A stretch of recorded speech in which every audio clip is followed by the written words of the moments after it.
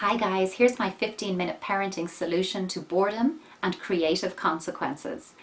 All you need is to make a little paper fortune teller. You might remember doing these in school.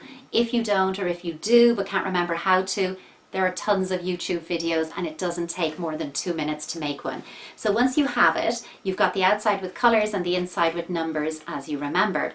If your child comes to you and says, "I'm so bored, I don't know what to do, I've nothing to do," instead of fighting back with them or pointing out that they have all of those toys in there and so much that they could choose from, say, "Oh, you've said the boredom word, so what we're going to do is take our boredom buster." They're going to pick a colour, you're going to spell it out, they're going to pick a number, you'll count it out, they're going to pick another number, and this time you're going to open that number and whatever it says here, they now have to do. It could be 15 minutes of gardening. It could be 15 minutes spent tidying your room. It could be taking 15 toys, it could be 5, it could be 2, you decide, that they're going to donate, that they no longer play with. It could be 15 minutes of play, it could be 15 minutes of chat, it could be 15 minutes of baking, it could be 15 minutes of exercise, or it could be 15 minutes of cleaning. Basically, it could be 15 minutes of anything that you want that works for you and your child. But through repeated experience of this and taking the gamble that the boredom buster might throw up something really fun to do or really not fun to do, they're going to be less likely to come to you with their boredom and more likely to stay in that free-floating state of attention that boredom is and come up with something to do for themselves, which is ultimately what you want. The second way that I use this fortune teller is that I use it for creative consequences. So I would be a proponent of creative discipline. I think that the discipline that you use should be to teach behaviour you want to see rather than punish behaviour you don't want to see.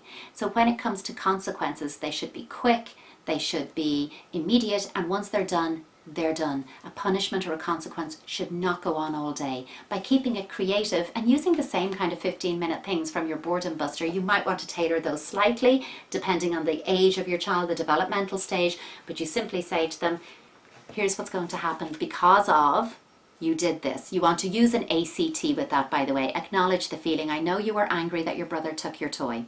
Communicate a limit. We don't hit people in this family. And target an alternative. If you want to hit something from now on, you could quite simply blow up a balloon, by the way. I'm going to reach for one that I happen to have here. You could hold it by the top and you can say, you want to hit something? You hit this balloon. Punch it. Punch all those angry feelings out.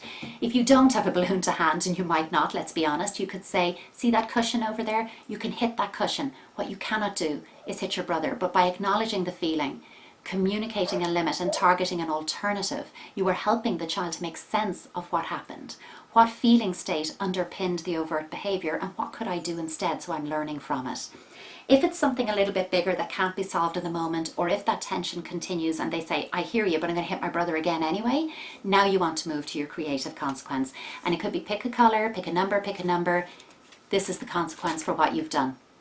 And something random will be in there that you've picked. So that's what I mean, you want to have 2 of these. Have one for your consequences, have one for your boredom busting.